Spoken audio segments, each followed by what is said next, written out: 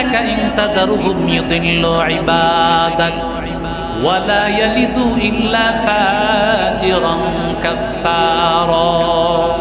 আয় আল্লাহ, এদেরকে তুমি ছেড়ে দিও না আল্লাহ, এদের সবাইকে তুমি ধ্বংস করে দাও। রেখে দিলে লাভ হবে না, কারণ এদের সন্তানরাও হবে কাফের।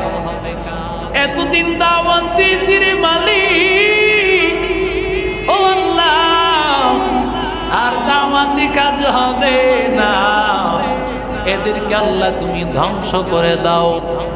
আল্লাহর নবী নূহ পয়গম্বরকে আল্লাহ তাআলা জানায় দেন, ধ্বংস করে দিব আমি আল্লাহ। তবে আমি আল্লাহ তাআলা ধ্বংস করার আগে একটা ঘটনা ঘটাইব। বলে কি? প্লাবন দিয়ে আমি আল্লাহ ধ্বংস করে দিব, তবে এই প্লাবনের আগে নৌকা বানানো লাগবে। নৌকা কিভাবে বানাবো? বলে শালকাঠ লাগবে। কোথায় পাবো রে মালিক শালকাঠ? আল্লাহ তাআলা ডাক দিয়া বলে, নূহ পয়গম্বর, আমি আল্লাহ জিব্রাইল আলাইহিস সালাতু ওয়াস সালামকে পাঠিয়ে দিচ্ছি, শালকাঠের একটা চারা তোমাকে লাগায় দিবি। এই শালকাঠের চারা লাগায় দেওয়ার পরে রিওয়ায়াতে আসছে 20 বছর বা 40 বছর, 20 বছর কম ধরেন, 20 বছর লেগেছে এই গাছটা হতে। সুবহানাল্লাহ বলে। গাছ যখন হয়েছে, এই গাছ দিয়া তিনি নৌকা বানাইছে। আল্লাহ তাআলা ডাক দিয়া বলে, নূহ নবী, আপনার এই নৌকার মধ্যে উঠার আলামত, কখন উঠবেন, আল্লাহর আযাব কখন আসবে, আযাব বোঝার জন্য একটা আলামত আমি আল্লাহ দিলাম। যখন রান্না করতে থাকবে, রান্না করার সময় হাত্তা ইযা জা আমরুনা ওয়া ফারাত তান্নুর, যখন চুলা দিয়ে আপনার বিবি রান্না করতে থাকবে, তখন পানি উঠতে থাকবে,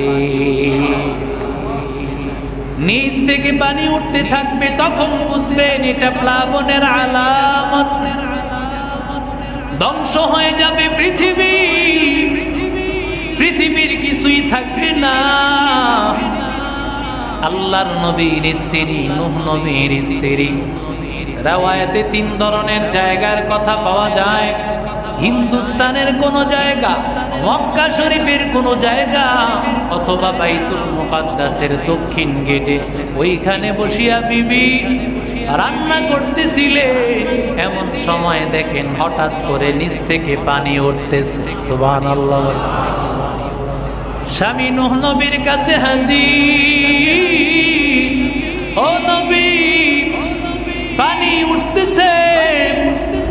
আল্লাহর নবী নূহ নবী ডাক দিয়া বলেন, এটাই হলো আলামত, আল্লাহ তাআলা এখনই মহাপ্লাবন আল্লাহ করে দিবে। আল্লাহ ডাক দিয়া বলেন, নবী, ফাসলুক ফিহা মিন কুল্লিন যাওজাইন ইসনাইন ওয়া আহলাকা ইল্লা মান সাবাকা আলাইহিল কওলু ওয়া মান আমানা وما آمن معه إلا قليل।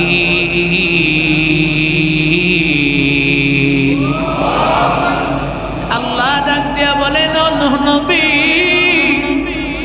আপনার এই জাহাজের মধ্যে নারী এবং পুরুষ, প্রত্যেকটা জাতির মধ্যে নারী এবং পুরুষ জোড়া জোড়া উঠাইয়া নেন।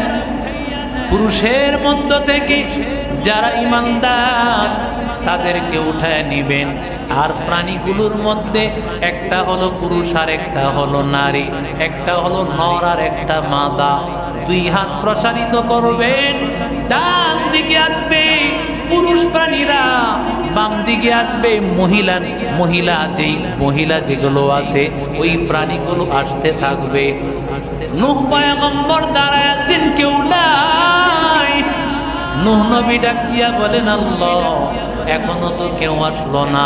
আল্লাহ ডাক দিয়া বলেন, ও নবী, আপনি আপনার নিচে তাকাইয়া দেখে। নূহ নবী নিচে তাকাইয়া দেখেন, আউয়াল মান দাখালাস সাফিনা আন-নামলা, সর্বপ্রথম পিঁপড়া নূহ নবীর এই জাহাজে উঠছে। আরো জোরে বলেন। কিচ্ছা আসেনি কোরআন শরীফ?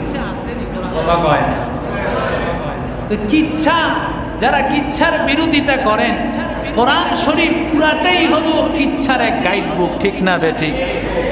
তবে এই কিচ্ছা মানি ইরান তুরানের কিচ্ছা না, কোরআন শরীফের প্রত্যেকটা কিচ্ছা হলো উম্মতের জন্য আল্লাহর পথ প্রদর্শক, ঠিক না বেঠিক?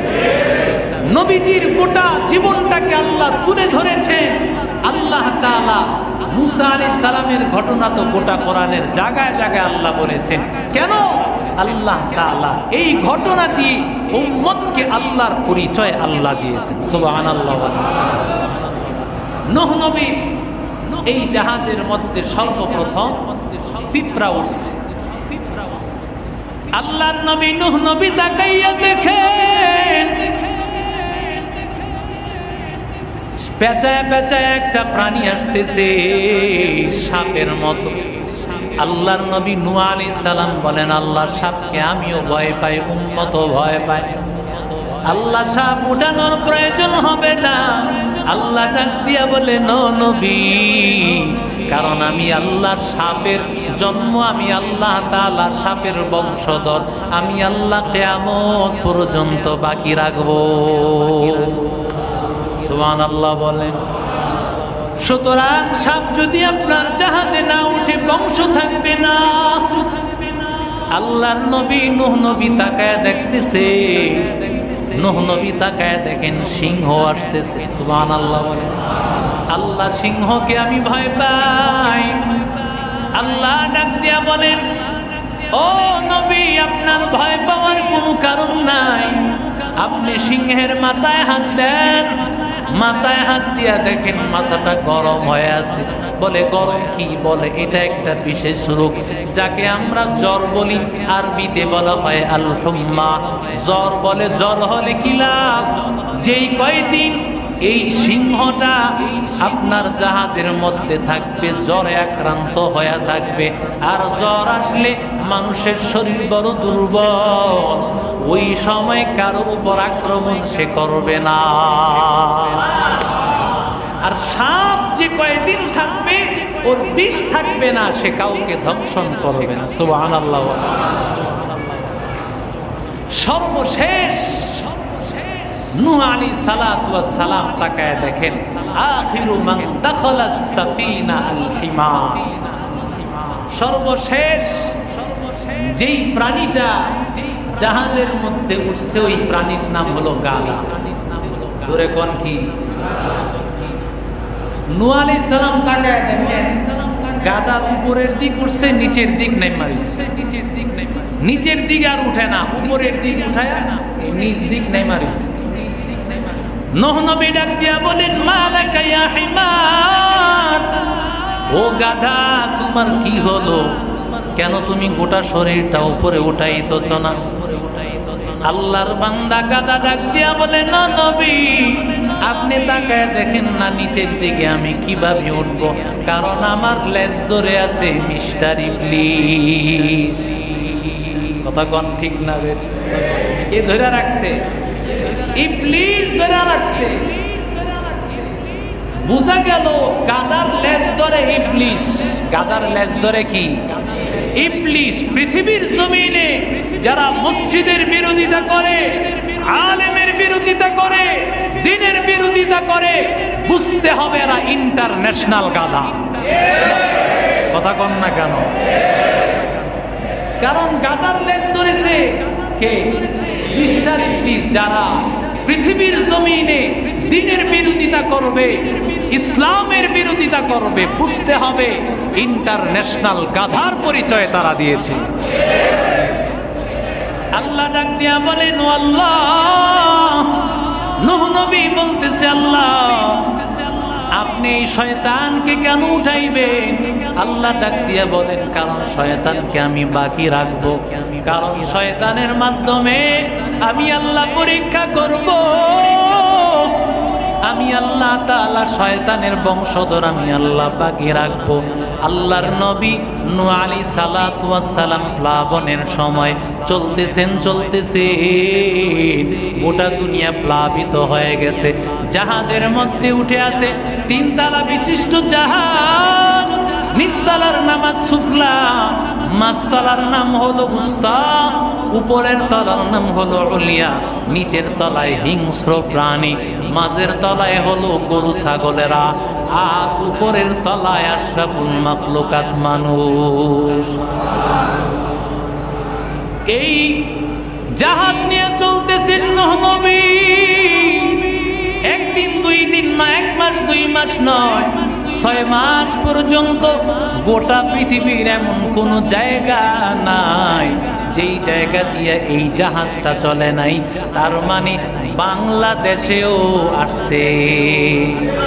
কথা কোন ঠিক না? বাংলাদেশে ওই নূহ নবীর এই জাহাজ আল্লাহ তাআলা পাঠিয়েছেন। বাইতুল্লাহর ওই জায়গায় যাওয়ার পর নূহ নবী তাকায় দেখেন বাইতুল্লাহ নাই। নূহ নবী ডাক দিয়া কয়, ও আল্লাহ, বাইতুল্লাহ কই? আল্লাহ ডাক দিয়া বলে, নূহ নবী, প্লাবনের কারণে আমি বাইতুল্লাহকে 4র্থ আসমানে উঠায় নিয়েছি।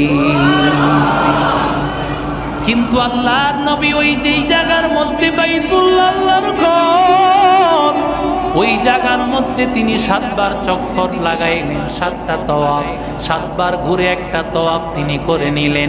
আল্লাহর হুকুম হয়ে গেল, প্লাবন শেষ হয়ে গেল। আল্লাহ ডাক দিয়া বলে, নবী, যদি পাহাড়ের কাছে এবার নেমে যা, দুনিয়ার সব প্লাবন শুকায় গেছে। এবার আল্লাহর নবী নূহ আলাইহিস সালাতু ওয়াস সালাম নামবেন, তবে নামার আগে একটু পরীক্ষা করে নেওয়া দরকার। আল্লাহর নবী পাঠাইছেন কাক, দেখো না আসলে জমিনটা শুকাইছে কিনা। কাক গেছে আর খবর নাই। আল্লাহর নবী দ্বিতীয় পর্যায়ে পাঠাইছেন কবুতরকে। সুবহানাল্লাহ বলে।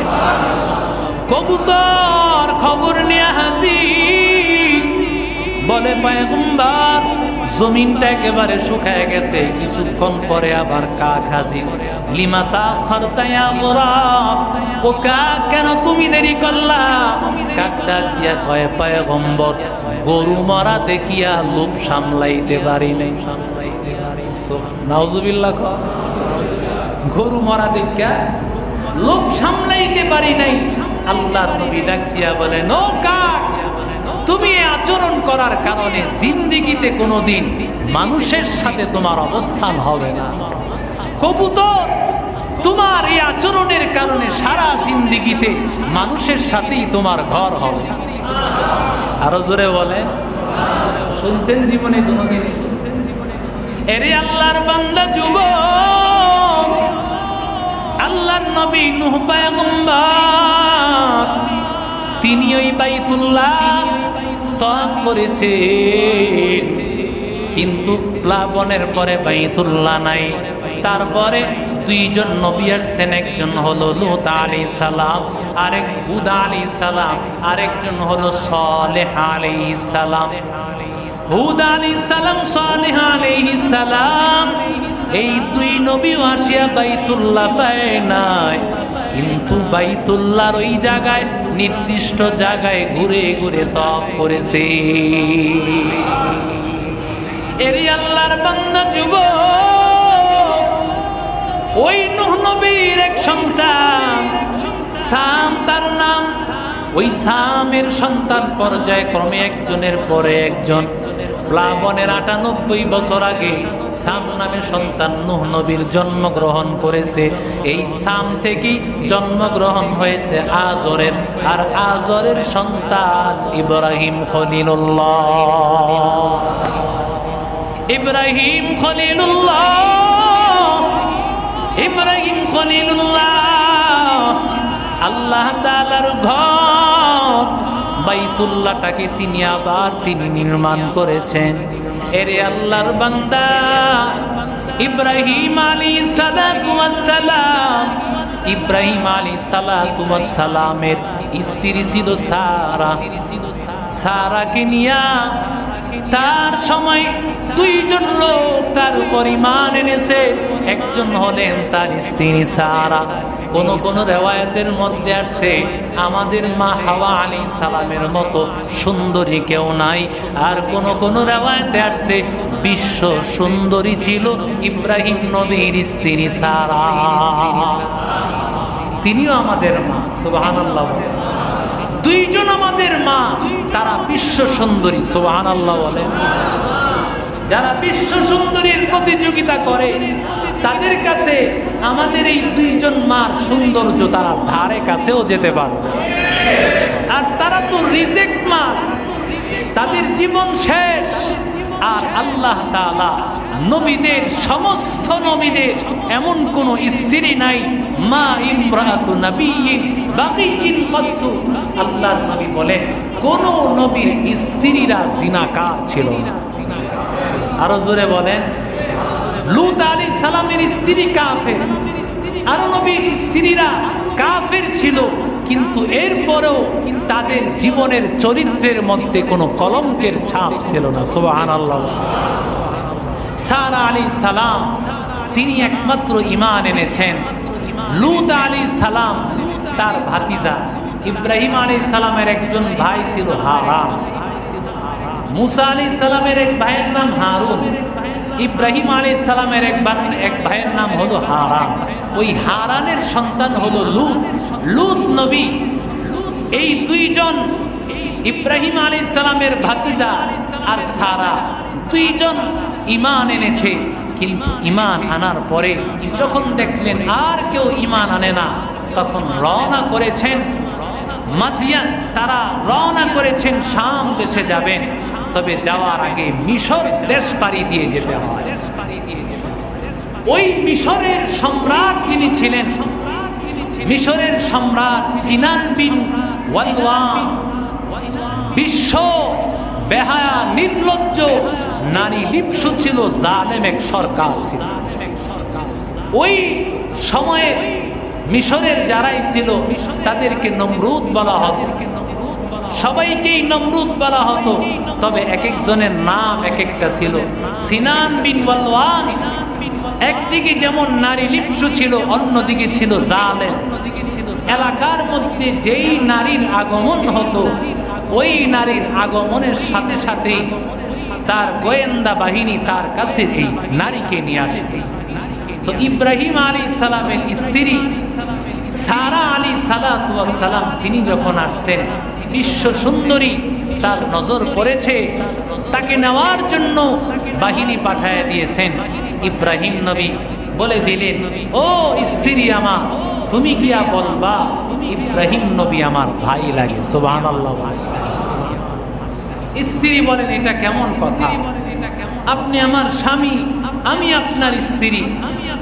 ইব্রাহিম নবী ডাক দিয়া বলে, নাও বিবি, আমাদের বাবা আদম, আমাদের মা হাওয়া আলাইহিস সালাম, দুইজনের বাবাও এক, দুইজনের মাও এক।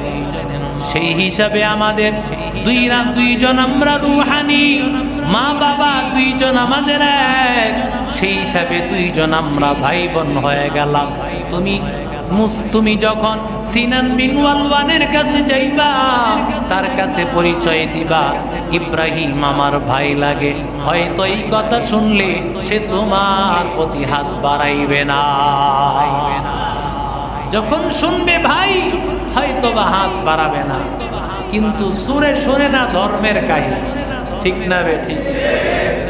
হাত যখন বাড়াইতে চেয়েছেন, আল্লাহর কুদরত, নবীর স্ত্রী সাধারণ কোন বিবি না, আল্লাহ তাআলা হাতটাকে অবশ করে দিয়েছে।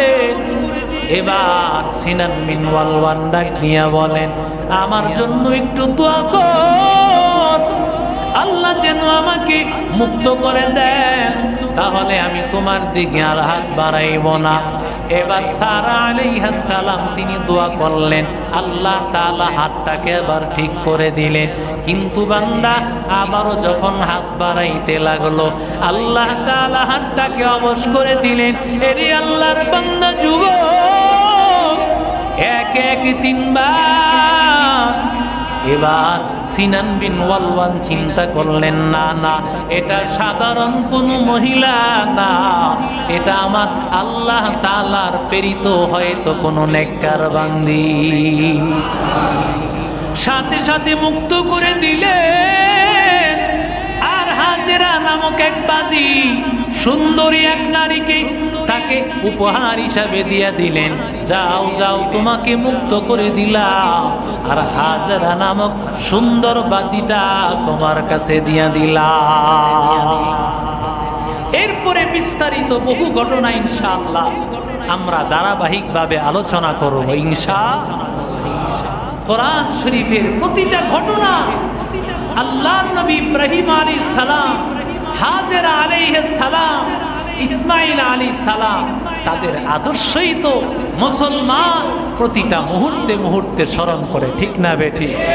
বিশেষ করে বাইতুল্লাহ যত স্মৃতি, যত আমল, সব কিছু ইব্রাহিম আলাইহিস সালামের রেখে যাওয়া আদর্শ। সুবহানাল্লাহ বলেন। আল্লাহ কোরবানিকে কবুল করেছেন। আল্লাহ চান কোরবানি, যে আল্লাহর কাছে কোরবানি বেশি পেশ করবে আল্লাহ তার সম্মান দুনিয়াতেও দিবেন, আল্লাহ আখিরাতেও তার সম্মান বাড়ায়া দিবেন। আরো জোরে বলেন আমিন। আলহামদুলিল্লাহ। ভাই, আমরা প্রতি সপ্তাহে